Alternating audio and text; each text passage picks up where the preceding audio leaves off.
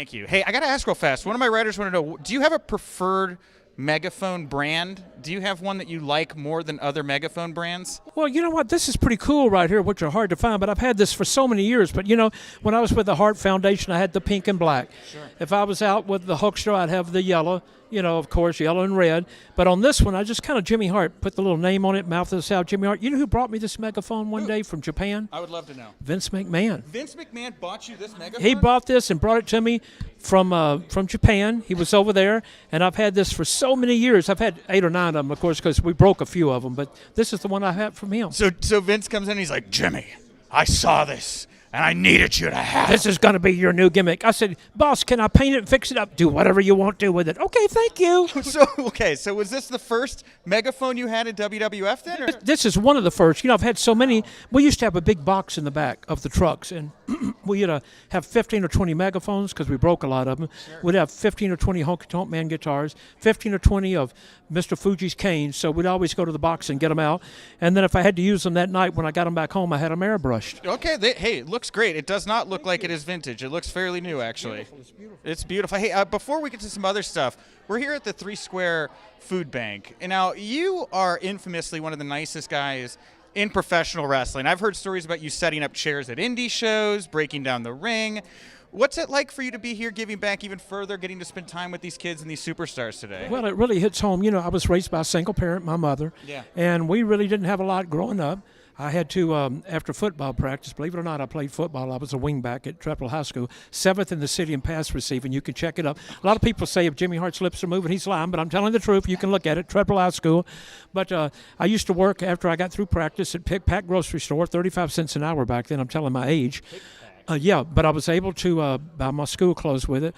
But my mother, she worked 2 jobs, and so a lot of times we always had food, but sometimes it might be peanut butter and jelly sandwiches instead of something really, really cool to eat. But we survived, we made it, and so when I was talking to the people here of this great complex, it kind of hit home for me about all the people out there that are kind of going hungry. My friend Maurice that works here, he said that 6 out of every 7 people go hungry. Yeah. Here in Nevada, each and every day. So anything we can do to help.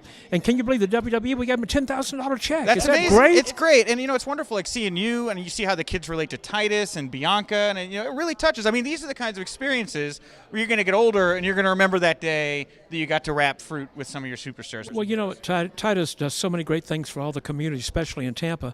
But Bianca Belair, I mean, what a lovely lady she is.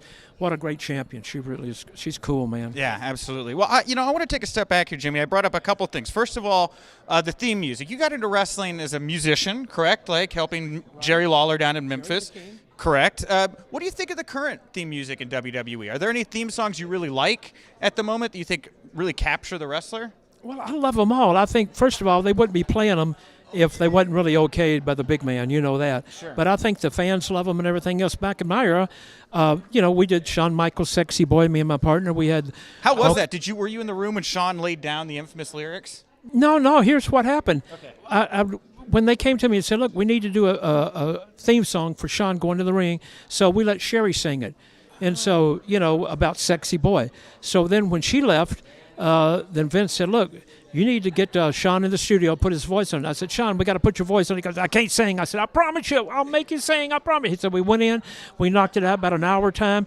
I had to sing the backup going, "Sexy Boy," because we didn't have girl singers on that particular track. Is that you in his theme song? It's me, and I had to triple it 3 times going, "Sexy Boy." So I had to do that 3 or 4 times, and so that's me. But guess what? On Spotify, that song's up to date has had 10,200,000 plays. Yeah, no kidding. It's an icon. I would have never guessed that was you doing a backup of 3 female chorus members. And what about the Rougeau Brothers song? What about, "We don't like heavy metal, we don't like rock and roll, all we like to listen to is Barry Manilow"? I couldn't say Led Zeppelin. People would go, "Yeah, we love Led Zeppelin," But we had so much fun doing a lot of the themes, the American Dream Dusty Road song, and all the Honky Tonk Man's greatest hits, a Honka Honka Honky Love, Honky Dog Baby.